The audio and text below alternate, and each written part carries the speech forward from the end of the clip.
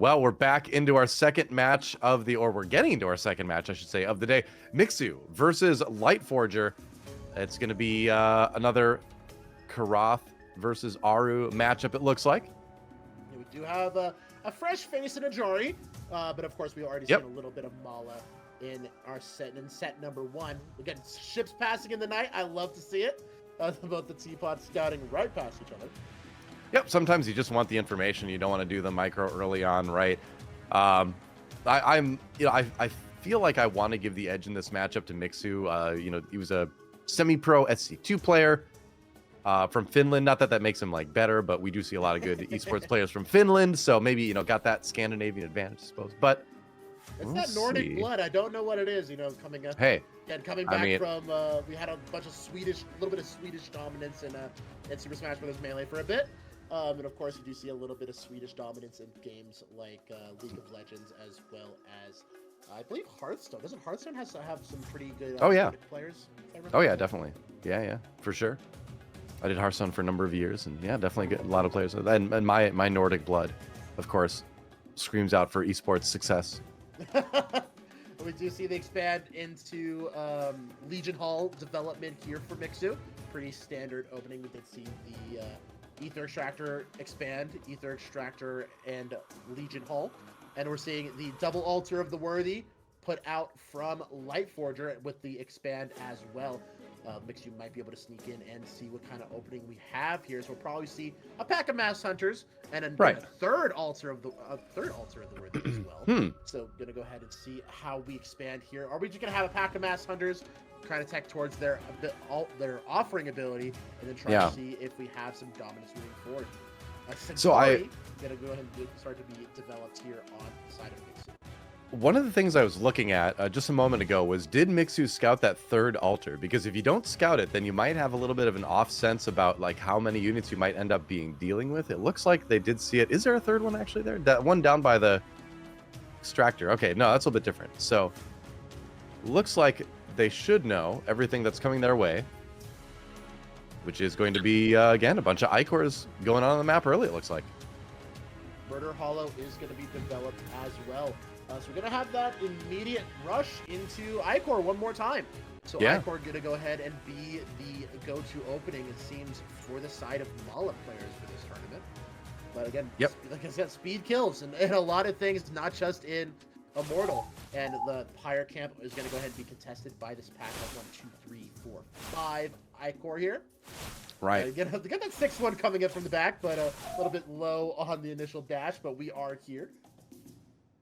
Now, the early units for Ajari are a little bit quicker on their feet than Orzum can field, so it might not be quite as easy to kite those Icor as we saw in our last game. That's something to kind of keep in mind as the early groups of units move around the map here, but those Icor are going straight for the base here. Should be able to just walk right in. We are seeing a development into Absolvers as well, so Absolver and Dervish, but these Icor are going to go and get into that worker line, disrupt the development of that supply chain, and we're going to start canceling some of that development. The Dervish is there to add some extra damage, but you have one Dervish and a pack of moats versus some Icor. I'm going to take the Icor in that fight. Yeah, I mean, it was really smart to bring the moats down by the tower, right, so the Icors couldn't quite be as aggressive, and now that the Dervishes are showing up, along with the Sapari, I believe the spear-wielding melee units are called, the Icor have to back off. And so you do see that Ajari, it feels like, is a little bit better equipped early on to handle those Icors. But then again, it was also just a great response from Mixu as well to handle that aggression. Love to see the development of Absolvers. That zone control is going to be imperative, especially when going into these mid-range fights. Coming into the mid-game, of course, the Icor is going to do their best to harass and hold that tempo for Lightforger, try to mitigate some of that early development, but we have a little bit of a neutral tower take coming out here from Mixu, using that Absolver and Dervish for some added damage. But something to take of note, ladies and gentlemen, the ability upgrade for the Sapari is going to be, I affectionately call them, lacing up the Nikes. They get a huge movement speed buff, and they become a little bit difficult to deal with going into this mid-game.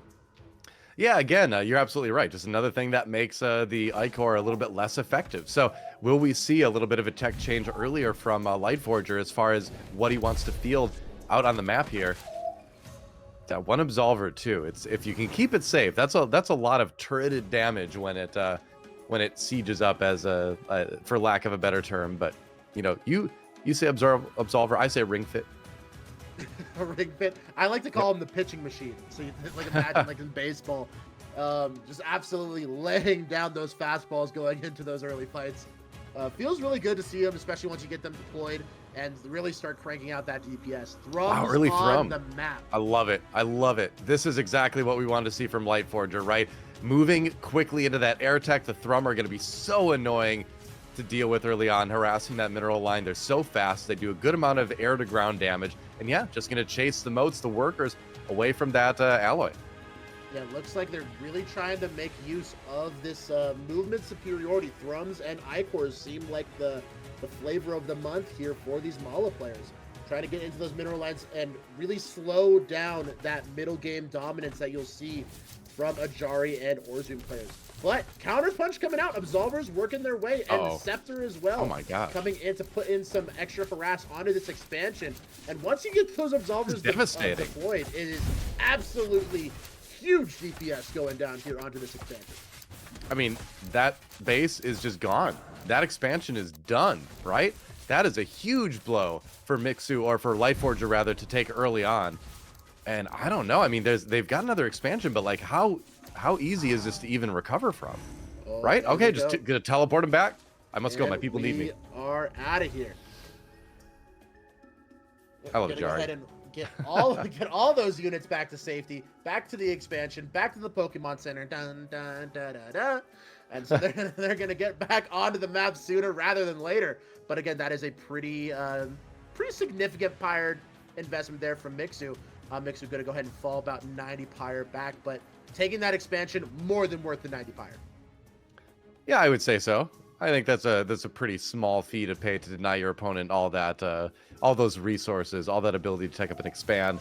More Pyre being taken down by Mixu now. So I feel like Mixu, despite having less Pyre overall in the bank, is going to be ahead at this point. And you can see, you know, he's expanding rapidly after this too. Adding on some Wardens as well. We do have the counter to the air superiority, Wardens plus Sentinels. And again, another pretty interesting development for Sentinel enjoyers out in the community. We do have that effective projectile shield once utilizing those abilities. So not only are they going to out-damage your air units, not only are they going to outmaneuver your air units, they also have that extra shield to add to that effective health range to win those trades. So we want to see some effective use of these Sentinels. Should be able to tear down this pack of Thrums, but... I don't know. This is scary, man. Gonna head and hold down that shield. Can he get out those air units? No trades go down, no focus fire, and we'll get them back to safety. That was very close to losing a Warden or two there, and that's a concern for Mixu. On both of them. I know, right? So it's like, what do you do now if you're Mixu? You gotta bring a couple of the other units closer. Some of the destructible rocks being taken down by Lightforger to open up some new paths to go through on the map, but you know, Mixu is kind of a little bit bottled up right now.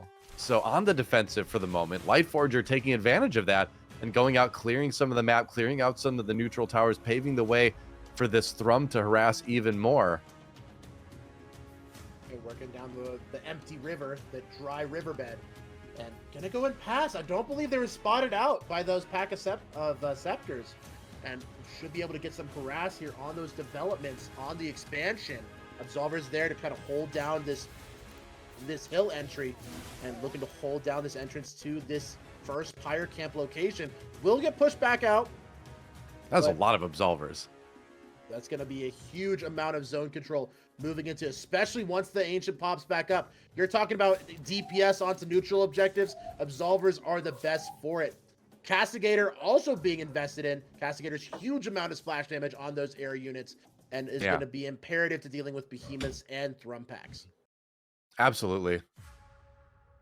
Right now, I'm kind of okay. So we do have a little bit more being produced by Mixu, obviously. All right, gonna push into this neutral zone. We got about 15 seconds until the Ancient is spawned, and it looks like it's gonna go ahead and pop out. 10 minutes on the clock, ladies and gentlemen. That is 0 time. And here we go. This is going to be our first big skirmish here for Supremacy on the Ancient location. But it looks like we're going to head and back up. Lightforger's forces will be pushed back because they have to deal with these Absolvers deploying in and taking down this this expansion. That Castigator in there too has giving you a little bit more anti-air, Rain but of Blood. oh no! And Red Harvest gonna go ahead and be spammed. Rain of Blood taking in all that effective blood bank is gonna go ahead and push in, but it's Salvation casted. Gonna go ahead and save all of those Absolvers, and that is a huge win for Mixu, making Lightforger immediately use all that Pyre, spam that Pyre bank into the Rain of Blood ultimate ability, and then just casting that Salvation, saying, all right, bro, I took a bunch of damage off that expansion. Gonna go ahead and save all my units as well. Salvation is my reckoning here. And we're looking at a huge amount of tempo being developed here from Mixu. Yep, that's right. I like the pressure being put on that expansion. And it's interesting to see, you know, just how well Ajari can handle kind of some of the stuff where it's like, you can maybe take fights that you wouldn't take otherwise because you can deliver those units out. You can either bring a couple back with Salvation, you can deliver from evil quite literally as you teleport them to safety. Like, you can do a lot with a little if you're quick on the Immortal trigger finger with Ajari, but you need the Pyre to sustain that, right? And so you want to keep an eye on the Pyre down at the bottom, the number in red. Once that drops, then suddenly those tools are going to be gone. So that's something that Mixu needs to keep in mind. All right, we do have the Sentinels pushing a great diverse pack of units here. We do have some support off the back line as well. We do have a huge ultimate ability coming out here, pushing out the great use of effective shields. And we have a Absolver splash damage Fiesta.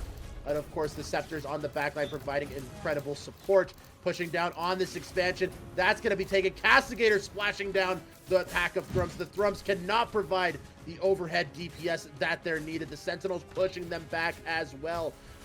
Going to have the Ether Extractor going to go ahead and take that casualty as well. And we have probably just a massive swing coming out from Mixu. I do believe there could be a counterpunch here, development into Masked Hunters. Oh man, those Wardens. Get into the putting down so much damage onto the natural here. Yeah, getting to the worker line, denying some resource gathering there. But we saw such a great use of the Ajani ultimate ability, the Salvation, right? That brings units back that die near Ajani. So when you're kind of just turreted up like that, it's very hard to kind of assault that position. And when you're doing it right next to an opponent's expansion, unless they have a massive overwhelming force, you're going to be in a little bit of trouble here. But I believe we do have some Wraith Bows now added to the composition for Lightforger, but it just still seems like it's a little bit too small, right? It feels just a little too late. Red Harvest will get cast one more time, but the backline access from Mixu's the going for it. Absolvers, it's going to go and be a front to back. Huge Heaven's Age is coming down. Those shields are massive. And they're going to go ahead and push through that front line into the back line, into a GG Mixu with game number 1.